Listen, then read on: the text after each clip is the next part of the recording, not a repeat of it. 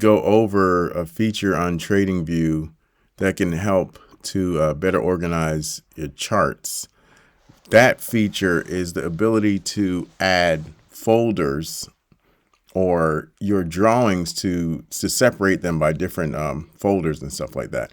Well, it's helpful because, like, if you, for instance, if I look at this chart right now, I got my support and resistance lines. I got my entries and my stop loss lines. I got some of my drawings for my Fibonacci retracements and different things like that. And it really would be nice if I could just group these and turn them on and off all at the same time. And you can do that using the desktop version, not necessarily desktop version, but the in-browser version. This is actually running in the browser of TradingView, right?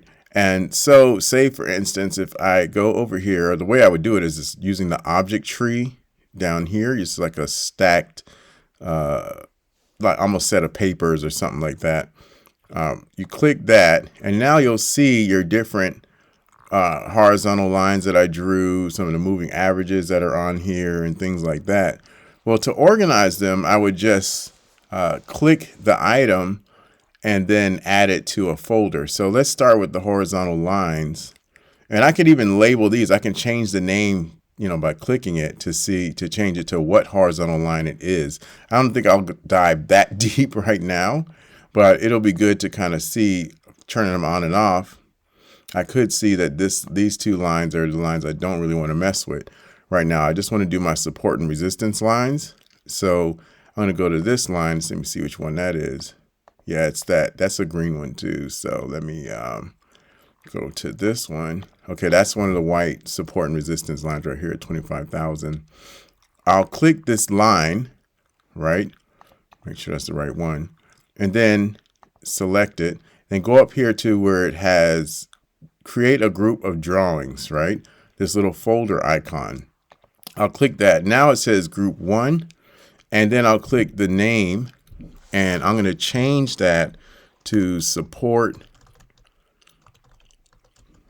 and resistance.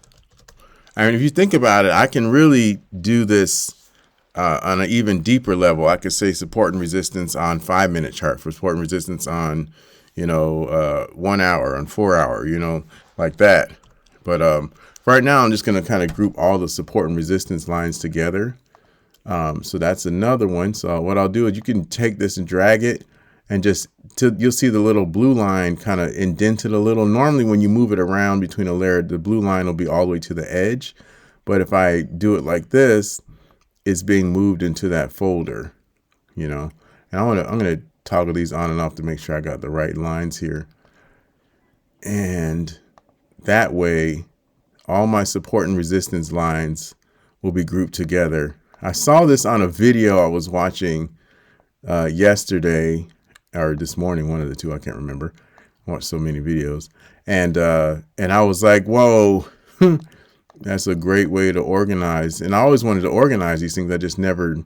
I'll just move them up and down, but I never really thought to look at the little folder icon on there. And so these other ones, I don't know if I could even see them. Okay, that's there. And it looks like it's actually above this one. I'm not really going to worry about that right now. Later on, I can worry about, is it really above or below that line on the actual screen? So I'm going to put all these together. Another one. And I'm going to got like one more I think I saw in here. Okay, which one is that? I'm not even seeing that one. Is there a way to get more information about this one? Let me see this in the settings. Oh, that's down by the 1600s. No wonder I can't see that one. That's this line down here. Yeah. I might even get rid of that, but let me just throw it in here anyways. Okay, and so now all my lines of support and resistance are grouped together, and I could just turn them all off. Really easy, as opposed to before when we do the visibility over here, and it only gives you the options of hiding the indicators or the drawings or the positions, orders, or all.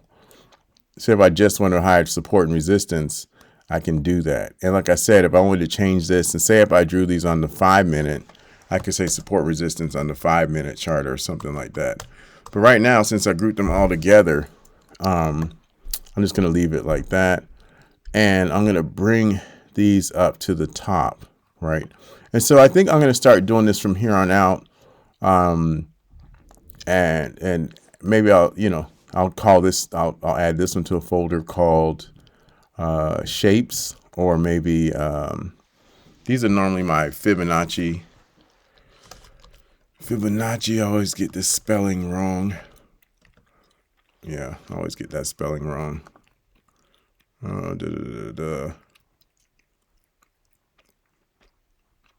Fibonacci. There we go. Fibonacci zones, I'll call it.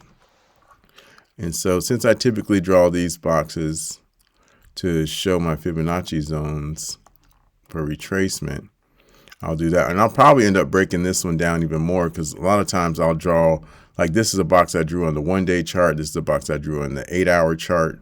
So maybe I'll have, my 8-hour Fibonacci zones, my 12-hour Fibonacci zones. But for right now, I'm just going to group them all together. This one is probably way back somewhere else on the chart where I don't really even need it anymore.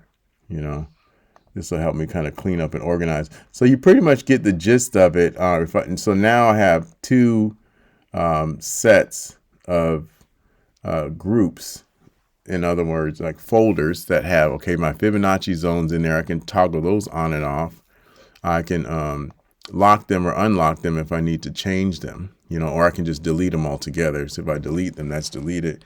I'm going to Control Z to undo that action, or I could have clicked this button to undo that action too of deleting them.